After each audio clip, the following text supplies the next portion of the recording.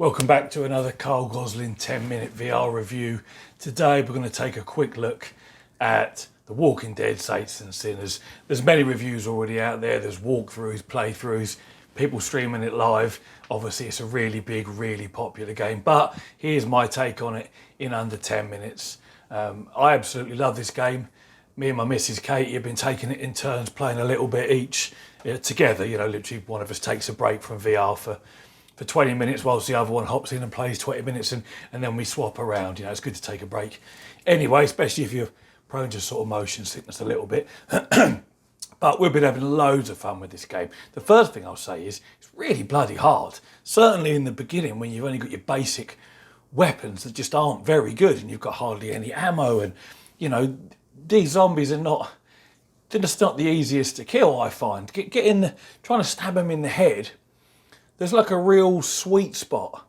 It's either there's a sweet spot where you need to hit them, or a particular sort of arc you need to employ to get it to go through the skull and actually kill them. But bloody hell, it's tricky to get it just right, and I haven't yet quite managed it. You know, probably 70% of the time I'm there just twatting them in the head with a kitchen knife, and until I run out of stamina, and then I have to really slowly reach for the pistol and then shoot him in the head with that, because it's just difficult.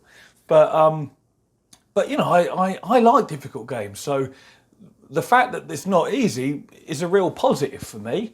I really like the graphical style. It's eerie, it's creepy. The sound effects really put you in that environment that you're in. Yeah, again, so yeah, the graphics are beautiful.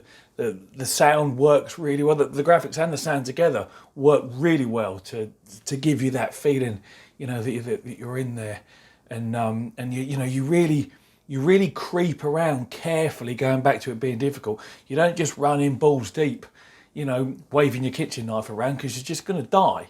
So, you know, I'm sneaking around, I'm poking my head out round things, just almost like it's real, you know, almost like you're really there. And I think that's amazing. I think that instilling that element of genuine caution and almost fear, you know, really makes the game that level up compared to a lot of others where you can just run in, guns blazing, doesn't really matter. If you die, you respawn, who cares? You know, when you die in this, yes, of course you can respawn, but your rucksack with all your belongings in stays where you died. So if you die where there's a load of zombies, you've got to get back there and try and pick up your rucksack with all your bits and pieces in, you know, without dying again. And you won't have anything at that point. You know, maybe you find a knife or a broken bottle or something, but these things are crap when you're trying to kill these zombies. I haven't actually looked to see if there's a difficulty level that you can adjust. I wouldn't adjust it, even if there was, to be honest, because I like the difficulty.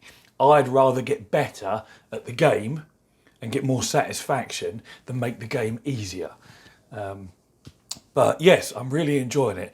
There's a lot of sort of gathering, collecting to do in this game. Then you go back to your little bus and you throw all the things you've picked up, whether it's medicine, we don't throw the medicine.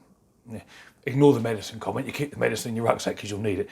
If you're picking up bits of wood, razor blades, boxes of matches, cigarettes, stuff that you don't actually need, that shows up as junk in your inventory, you throw them all in this recycle bin, and they're basically stripped down for their elemental parts that then allow you to craft better weapons, ammunition, tools, all the things you need in the game to progress further and be able to take out these zombies easier. So where I'm at the moment, I basically ran out of ammo. I'm only probably two hours in.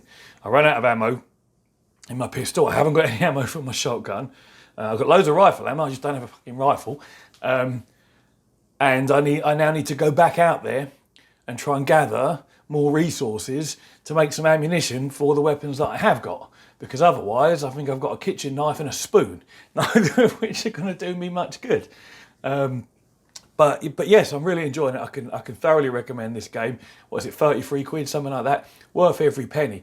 Even though the game it's also 33 gig big. I wonder if that's a coincidence or I'm remembering the price wrong. Either way, it's definitely 33 gig big. And whilst that's compared to, say, Asgard's Wrath, which is just under 100 gig, I think. So it looks like, obviously I haven't played through it, that whilst the play area may not be as big as something like Asgard's Wrath, I think this game's still going to take me a little while to get through because of the difficulty level, because of the amount of exploration and gathering that you need to do to progress, with your weapons and your tools and what have you. So yeah, a couple of hours in, so far really enjoying it. Visuals are good, audio's good, they work perfectly well together to create a good atmosphere. And also, talking about the visuals, on my system, which is 3800X Ryzen CPU and a 2080, RTX 2080, non-TI, I can run this, everything on Ultra, super sampling up 150%. I don't think it says super sampling in the options, it calls it like just resolution, but that's super sampling, up to 150%. Anti-aliasing on maximum, everything on Ultra, and I still have 60 to 70% performance overhead when I look in Oculus Tray Tool. So in spite of looking really good, sounding really good, it runs really, really well. So I think even people with lower systems, maybe you've only got a 2060 or a 10 series equivalent, maybe even on like a 1050 Ti, you might be all right. But it runs really well, really smoothly. It's not massively demanding on your hardware. So yes, I love the graphics, I love the sound, I love the atmosphere it generates, I love the gameplay, I love the difficulty. I wasn't even a big zombie game fan, to be honest, but I thought I've got to give this a go because it looks so good, and it really is good. So I'd thoroughly recommend it to anybody. That's my Carl Gosling 10-minute review. There'll be something else again next week for you, I'm sure. And I know I'm out there amongst millions of other reviewers. I love my VR, I love my sim racing, I love my tech and my retro stuff. So I'm just going to do a little bit of everything. Sim racing on a Friday, VR mostly on a Tuesday, and then the other bits I'll throw in as and when I can. So if you like this sort of content, or maybe just like the way that I put things across, throw us a sub, throw us a like if you fancy it, and I'll catch you guys all in the next video. As always, take it easy.